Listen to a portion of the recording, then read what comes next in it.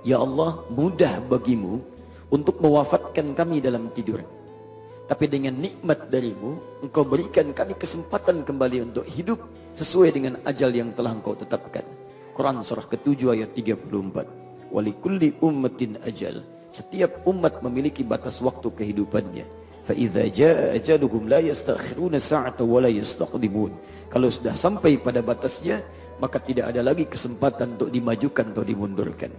Tapi ingat baik-baik pesan ini. Nabi mengajarkan pada kita, setiap diberikan kesempatan kembali untuk hidup, wa ilaihin nusyur. Maka kita berkomitmen pada Allah, wa ilaihin nusyur.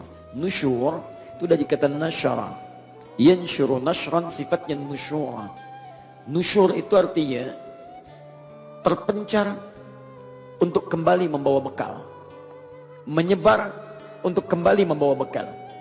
Jadi kalau Anda yang tinggal di Lombok menyebar misalnya, ada yang ke Jakarta, ada yang ke Sumatera, ada yang ke Bali dan sekitarnya, Anda akan membawa bekal untuk balik lagi ke Lombok dengan bekal-bekal yang cukup banyak membuat Anda hidup tentram. Itu artinya disebut dengan nasyara. Nasyara ahlul Lombok kharijal bilad liya'udu mazidan mathalan minat tazawud. Menyebar orang-orang Lombok keluar untuk pulang kembali membawa bekal yang berlimpah. Sifatnya disebut dengan nusyur. Nah, Anda setiap bangun berjanji, wa ilaihin nusyur, kami sekarang akan menyebar, beraktivitas di muka bumi untuk mencari bekal terbaik sebelum kembali kepadamu ya Allah. Di setiap Anda mengucapkan doa ini, Anda berjanji kepada Allah bahwa di hari itu Anda akan lebih baik daripada di hari sebelumnya. Karena Anda akan cari bekal. Jadi mohon maaf, ketika kita bangun, mata kita mulai melihat. Bagaimana caranya sekarang kita diberikan kesempatan hidup di hari ini, mata kita cari bekal untuk kita pulang menghadap Allah Subhanahu wa taala. Karena itu orang beriman yang baik, dia tidak akan pernah menggunakan matanya dalam rangka mencari bekal menuju Allah dengan melihat segala hal yang tidak diridhoi oleh Allah Subhanahu wa taala. Ingat, mata kita akan ditanya. Quran surah 17 ayat 36, paling kanan sebelah bawah. Wala takhfu ma laysa laka bihi ilm, innas sam'a wal basara wal fuada kullu ulaika kana anhu mas'ula. Jangan ikuti segala hal yang tidak ada dasar pengetahuannya. Karena pendengaran, penglihatan, dan apa yang kita fikirkan akan ditanya oleh Allah Subhanahu wa taala di akhirat kelak. Maka hari ini kita harus mulai hidup kita. Mata kita mesti bermanfaat, cari bekal yang baik lewat pandangan. Telinga kita dengar yang baik lewat pendengaran. Lisan kita cari bekal yang baik lewat perkataan sampai ke ujung kaki kita. Karena itu Anda tidak akan pernah temukan dalam kitab manapun yang mengatur tentang aktivitas hidup kita kecuali dalam Al-Quran. Dari ujung kepala sampai ujung kaki. Ada seluruhnya. Alhamdulillah, subuh ini kita diberi kesempatan untuk menundukkan semua fisik kita dari ujung kepala sampai ujung kaki. Dimulai dengan menunaikan salat. Saya mau berakhir dalam mukaddimah ini dengan memberikan ucapan selamat pada kita semua. Di antara sekian hamba yang hidup, kita yang diberikan kesempatan menunaikan salat subuh langsung berjamaah di rumah Allah ini.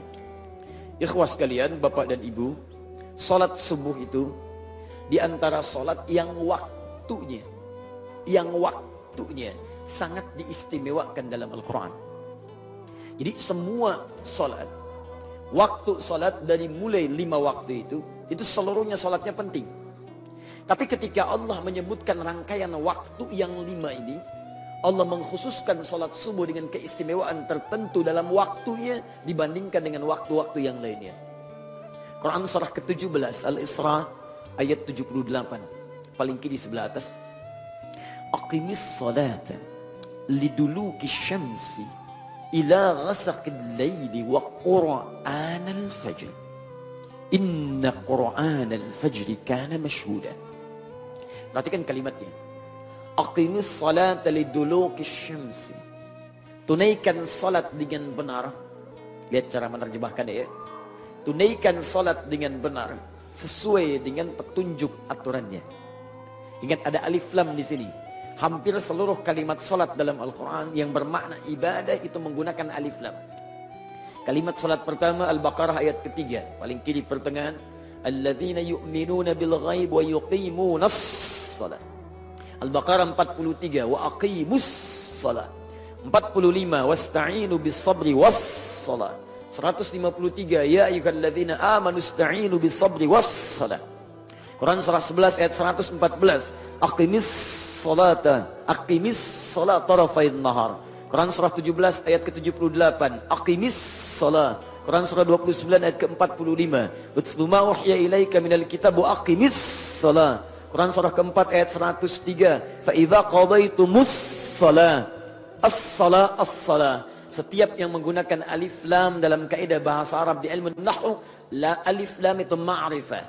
Ma'rifah menunjuk pada sesuatu yang khusus. Ada aturannya, ada ketentuannya. Jika alif lamnya dibuang, maka menjadi nakirah, umum, bebas. Lihat, kalau kalimat salat dalam Quran yang bermakna ibadah tanpa menggunakan alif lam, salat itu artinya Anda bebas menunaikannya. Mau cepat, mau lambat, mau khusyuk, mau tidak, yang penting salat.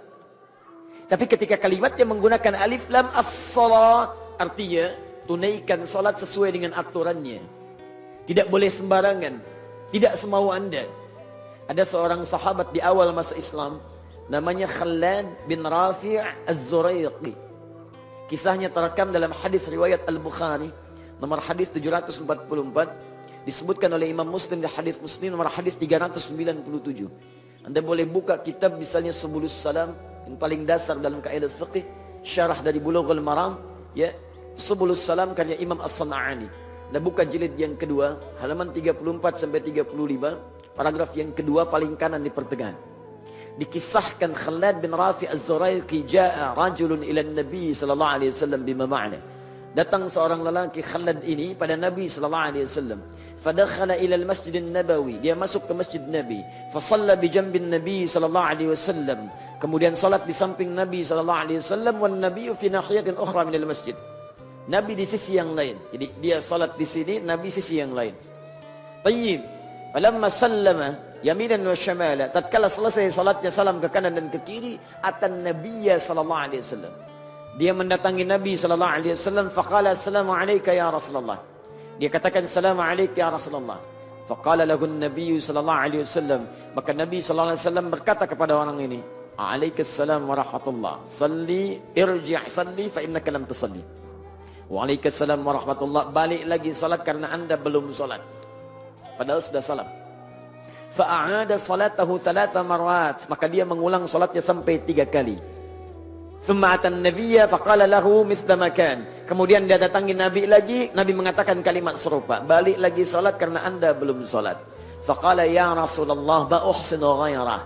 Maka dia berkata, ya Rasulullah, saya tidak bisa lebih baik daripada apa yang telah saya tunaikan tadi. Alimni, tolong ajarkan saya. Ajarkan saya. Rupanya orang ini salat, salatnya dimulai dengan kalimat-kalimat, bacaan-bacaan dan gerakan-gerakan yang belum sempurna belajarnya. Asal salat saja, belum belajar dengan sempurna. Dia katakan, alimni, tolong ajarkan saya. Faqala lahu an-nabiy sallallahu alaihi wasallam. Maka Nabi sallallahu alaihi wasallam berkata pada orang ini, perhatikan kalimatnya, idza qumta ila shalah. Kalau kamu salatnya ingin sempurna, asbighul wudu, sempurnakan dulu wudu. Begini caranya, diajarkan oleh Nabi. Awas, ini menunjukkan, kata para ulama, benar tidaknya wudu seseorang ini menunjukkan kebenaran salatnya. Jikalau wudunya sudah berantakan, pasti salatnya tidak akan maksimal. Orang yang tidak benar wudunya, kata para ulama hadis lewat hadis ini akan berdampak pada tidak benar salatnya. Karena itu ketika Allah menyebutkan ayat wudu, Allah sandingkan pembukanya dengan kalimat salat. Quran surah kelima Al-Maidah ayat yang ke-6, paling kiri sebelah atas. Ketika Anda diminta wudu, salatnya dulu disebutkan. Ya ayyuhalladzina amanu idza qumtum ila shalah faghsilu wujuhakum. Hei orang-orang beriman, kalau salat kamu ingin sempurna, sempurnakan dulu wudu. Basuh wajahnya dengan sempurna. Kata para ulama tafsir, kenapa kalimat wudu dibuka dengan kesempurnaan salat? Karena orang yang sempurna wudunya akan berdampak pada kesempurnaan salatnya. Tayyib, famastaqbilul qiblah, menghadap ke arah kiblat. Tentukan arah kiblatnya dengan baik. Setelah itu apa? Diajarkan oleh Nabi dari mulai takbir sampai dengan salam. Ditutuplah dengan kalimat seperti populer kita dengar sekarang. Al-Bukhari nomor hadis 651. Sallu kama ra'aitumuni usalli. Salatlah kalian persis seperti melihat saya salat. Nah, cara kita melihat salatnya Nabi itu yang disebut dengan aturan salat. Karena itu ketika Quran menunjukkan petunjuk cara salatnya Nabi, Masya Allah. Karena Quran firman Allah, kalimat yang paling fasih, huruf-hurufnya juga penuh dengan makna, maka semua makna tadi yang saya terangkan cukup oleh Quran digambarkan dengan 2 huruf, alif lam, as-salah. Lihat bagaimana Nabi menunjukkan. Quran cukup menunjukkan alif lam. Saya itu sangat cinta dengan Al-Quran. Saking cintanya saya keluar belajar, mendalami bahasa Arab untuk memahami bahasa Al-Quran. Itu Masya Allah. Tidak ada bahasa paling indah kecuali untayan-untayan kalimat Quran. Setiap hurufnya ada maknanya. Anda baca misalnya Al-Baqarah ayat kedua. Dzalikal kitab